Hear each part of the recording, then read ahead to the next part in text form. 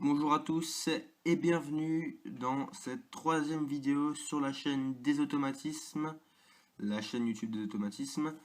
Alors, vidéo un peu particulière vu que le format des vidéos justement change. On passe sur du face commentary où donc vous me voyez, c'est moi. Voilà, le contenu reste le même, on va parler de foot. En l'occurrence du mondial, on va faire en fin de vidéo une petite partie réservée au transfert, au mercato, vu que c'est la pleine période, on en parle un peu moins à cause du mondial, mais il se passe quand même des choses plutôt très intéressantes. Et donc, ça c'était le premier changement. Deuxième changement, toujours sur la forme. Donc voilà, au lieu d'annoncer simplement mes parties par une image ou autre, je vais l'annoncer par des tweets que j'aurai sélectionnés donc sur Twitter et sur lesquels j'ai envie de réagir, sur lesquels j'ai envie de m'exprimer, que je sois d'accord avec ou pas. Voilà, je vais parler dessus. Donc le premier tweet, c'est un tweet d'Habib Bey, donc l'ancien joueur de foot, passé par Strasbourg, par Marseille, maintenant consultant chez Canal+, qui nous dit que les grandes victoires se construisent dans la difficulté. Alors, pourquoi est-ce que j'ai pris ce tweet? Déjà parce que je suis totalement d'accord avec ce tweet d'une part. Aussi parce que pendant le huitième de finale, donc France-Nigeria, pendant le match, sur les différents réseaux sociaux, donc surtout sur Twitter, on a quand même pu voir pas mal de critiques, entre guillemets, mais c'était des critiques pas très virulentes, des critiques sur l'équipe de France, sur le jeu de l'équipe de France. En même temps, les gens, ils avaient tellement bouffé du caviar pendant les poules avec des 5 buts contre la Suisse, 3 buts contre le Honduras, qu'on s'attendait qu'on allait exploser le Nigeria, alors que non. La compétition devient de plus en plus sérieuse. N'oublions pas que le Nigeria sort quand même d'une poule avec l'Argentine et la Bosnie. Donc ils ont réussi à éliminer la Bosnie, c'est pas rien. Donc voilà, les gens ils commençaient à critiquer, on se disait que qu'on avait une poule en bois et que au final dès que ça commence à jouer un peu sérieux, il n'y a plus personne, l'équipe de France n'est plus là, on recommençait à critiquer Karim Benzema qui montrait une attitude pas forcément bonne, mais regardons d'une part ce qu'ont fait les autres grosses nations dans les huitièmes de finale. L'Argentine qui passe aux prolongations à l'arrache contre la Suisse. Le Brésil qui passe au penalty contre le Chili. Les Pays-Bas qui passent à l'arrache également. L'Allemagne qui passe à l'arrache dans les prolongations. La Belgique qui passe dans les prolongations à l'arrache. Enfin, aucune des grandes nations euh, n'a vraiment réussi, n'a convaincu dans ces huitièmes de finale. La seule équipe qui a fait forte impression, c'est la Colombie. Mais pareil, contre une Uruguay diminuée, sans son meilleur joueur Suarez, enfin, on sait pas tellement ce que ça vaut pour l'instant la Colombie. On sait que ça joue bien, que c'est fort, mais contre les grandes nations, par rapport au Brésil, qu'est-ce que ça vaut? On le verra en quart de finale, hein, très simplement contre le Brésil. Voilà, ça c'est mon premier point. Deuxième point par rapport toujours à ce tweet David Bay, rappelons-nous de la victoire de l'équipe de France en Coupe du Monde en 98. Rappelons-nous simplement des matchs qu'il y a eu en quart, en demi. On passe à chaque fois, on passe à l'arrache sur un doublé de Thuram improbable. Il y a, l'équipe de France n'a convaincu son public sur absolument aucun match, si ce n'est la finale. C'était un match à part. 3-0, c'était quelque chose de très fort. Mais à part ça, il y a eu aucun match des phases finales où l'équipe de France a vraiment convaincu, où ils sortent une victoire sans avoir souffert. Et donc, c'était toujours des matchs à l'arraché. Et alors là, France-Nigeria, il faut quand même se dire que on gagne 2-0, on prend pas de but, on en marque 2 à l'incroyable Enyama, même si moi je trouve que ce gardien, on en fait quand même un peu trop dessus. C'est quand même pas mal. On fait pas de prolongation, on est frais physiquement, on est frais mentalement, on est prêt pour affronter l'Allemagne vendredi soir. Alors, Autre point donc, qui se trouve toujours dans le tweet d'Habib Bey, donc le petit hashtag Pogba, donc je vais rebondir dessus. Le hashtag Pogba, je parlais un peu de son match face au Nigeria. Il a fait une première mi-temps compliquée, il a mis du temps à rentrer dans le match. Il a eu beaucoup de déchets techniques et tout ce qu'on n'aime pas chez lui, c'est-à-dire de l'inconstance, mais aussi des éclairs de génie, des fulgurances comme cette superbe volée sortie par Enyama, mais bon, elle est sur lui quand même. Voilà, des éclairs de génie, mais beaucoup de déchets, beaucoup d'inconstance. Et je pense quand même qu'à ce stade de la compétition, on arrive dans les quarts, il va falloir qu'il se prenne vraiment en main pour être au top sur chaque phase de jeu. Dès qu'il touche le ballon, il faut qu'il soit à 100%. Il faut pas qu'il y ait de moments où il a des trous, des moments où il a des fulgurances, parce que c'est vraiment ça c'est vraiment le seul truc qu'on peut lui reprocher à Pogba, parce que sinon bah, quand il a envie de jouer, il est monstrueux, quoi. Donc on espère qu'il soit monstrueux tout le temps. Voilà. Euh, même si sa deuxième mi-temps a été bien meilleure que la première, il marque celui qui nous délivre. Très bien.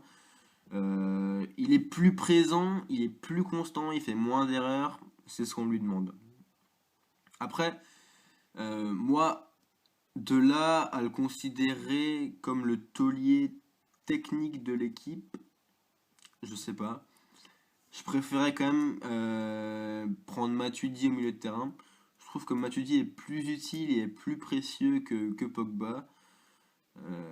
Alors, il fait moins d'éclairs de génie, mais il est beaucoup plus constant. Il est beaucoup plus, on a l'impression qu'il est beaucoup plus sérieux, il est beaucoup plus appliqué dans ce qu'il fait.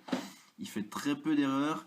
Il est aussi capable de sortir de 2-3 joueurs grâce à des petits dribbles dans des surfaces assez courtes. Donc moi, pour l'instant, et sur ce qu'on a vu dans le match face au Nigeria, Matuidi, pour moi, c'est lui qui doit assumer ce rôle de leader technique au milieu de terrain. Et pour l'instant, voilà, c'est le meilleur joueur qu'on a au milieu de terrain. Même si Cabaye, pareil, il est très bon, mais c'est un autre registre, c'est un registre un peu plus fin, un peu plus en finesse. Parce que Matuidi, c'est pas un joueur très élégant, mais diablement, bougrement efficace. Voilà. Donc ça, c'était ce que je voulais dire par rapport au tweet d'Habib Bey, même si Matuidi, c'est une petite parenthèse hors de ce tweet. Alors, le deuxième tweet que j'ai sélectionné, c'est un tweet de Xavier, donc x@vier, qui nous cite Maxime Gonalon et qui dit: J'espère que ma position incitera mes copains à rester. Si on continue à grandir ensemble, on pourra faire de belles choses. Alors, replaçons simplement le contexte de la déclaration de Gonalon. Cette déclaration fait suite à son annonce dans laquelle il disait qu'il allait rester à l'Olympique Lyonnais, qu'il avait mis fin aux négociations avec Naples, qui était sur lui depuis pratiquement un an. Donc que la saison prochaine il sera lyonnais. Attendons quand même avant de nous enflammer le 31 août ou bien sa prolongation pour se dire qu'il est officiellement à Lyon pour la saison prochaine. En tout cas, c'est une excellente nouvelle pour tous les supporters lyonnais dont je fais partie. On est tous très contents que le capitaine, le taulier, c'est un peu l'âme de l'équipe, Gonalon, reste. Le mec du cru, quoi. Le mec qui se défonce tout le temps et qui est irréprochable aussi bien sur le terrain qu'en dehors. C'est le mec proche des supporters, donc c'est le joueur, c'est le capitaine rêvé pour tout supporter. Donc très très content qu'il reste. Après, si je mettrais un bémol, et j'ai bien peur que ce soit un gros bémol, c'est quand même la santé financière de l'OL. On se rappelle quand même que là, ça veut dire qu'il lui manquait plus d'une dizaine de millions d'euros. Le transfert de Gonalon était censé combler ce trou en grande partie. Donc là, moi, je m'étais fait à l'idée qu'il partirait. Je pense que les supporters, c'est pareil. On s'était fait à l'idée qu'il resterait encore un an et qu'après, il allait voler vers d'autres cieux en Italie. Au final, il reste. Sur le plan sportif, c'est une excellente nouvelle. Après, j'ai bien peur que ça force Olas à trouver ses 10 millions quelque part ailleurs, quelque part d'autre, sur un autre joueur et que ça le pousse à vendre les joueurs qui ont une valeur. À Lyon, on n'a pas beaucoup. Il y a Lacazette qui a fait une super saison devant. Et il y a Grenier. Donc c'est ces deux joueurs, ces trois et Gonalon, qui ont une valeur marchande plutôt importante. Et j'ai bien peur que ça pousse l'un des deux, que j'ai cité, donc la cadette au grenier, à partir. Et ça serait une très grosse perte. Alors dans le cas où il resterait, ça serait fantastique, vu que voilà, ils prendraient tous un âge en plus, une maturité supplémentaire. Mais j'ai bien peur qu'il ne reste pas, avec en plus Gourcuff qui commence très mal la saison puisqu'il s'est entraîné à part du groupe. Le cas Gourcuff, je suis sceptique. D'autant plus, ce qui est assez incroyable, c'est que son salaire a été augmenté comme prévu dans le contrat. Donc le mec, il joue 10 matchs par an et il touche 500 000 boules par mois, quoi. C'est assez hallucinant. Moi, c'est un joueur que j'aime beaucoup, Gourcuff, que j'adore même. Mais je pense que s'il avait quand même un peu de respect pour l'Olympique Lyonnais, je pense qu'il renoncerait à une partie de son salaire. Après, c'est facile de dire ça. Mais quand tu touches 500 000 boules par an, qu'on t'a acheté plus de 20, c'est quoi, c'était 24 millions d'euros son transfert à Bordeaux. Un peu de déontologie quand même, ça ferait pas de mal pour Gourcuff, d'autant plus que l'OL est dans une situation financière très très délicate et où les 500 000 euros par mois pèsent très cher. Alors, juste pour finir, sur l'OL, Gomis qui a signé à Swansea. On parlait, on parlait d'une prolongation éventuelle de Gomis qui savait plus s'il devait partir ou pas. Force est de constater qu'il n'y avait pas de gros club sur lui. Hein. Il va rejoindre Swansea, même si c'est pas dégueu. Swansea, c'est quand même le 10e de première ligue.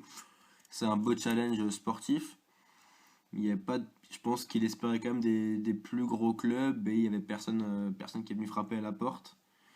C'est pour ça qu'on parlait d'une éventuelle prolongation. Il pèse quand même très lourd en termes de salaire. Après, je sais pas si. Après, il est exemplaire mentalement, donc il est irréprochable. On sait qu'il se serait battu jusqu'au bout pour l'OL, mais il a quand même un très gros salaire et je pense que c'est pas plus mal qu'on s'en est débarrassé. Par contre, j'espère qu'on va quand même le remplacer par un attaquant, pas un attaquant de son calibre, puisque les attaquants français qui marquent 15 buts par an, il y en a très peu, mais au moins un renfort supplémentaire offensif, parce que Lacazette tout seul, ça va être compliqué, d'autant plus que dans le système qu'avait mis Rémi Garde, à voir si Hubert Fournier le reprend, et dans le système dans lequel jouait Lyon la saison dernière, il y avait deux pointes, et je pense que Benzia, c'est pas encore assez mature pour jouer titulaire toute la saison. Donc voilà. Donc voilà, c'est la fin de cette troisième vidéo de la chaîne des automatismes, la fin de cette première vidéo en mode face commentary. Voilà, dites-moi ce que vous en pensez. Je vous passe le traditionnel like si vous avez aimé la vidéo, abonnez-vous, etc., etc. Et c'est fini.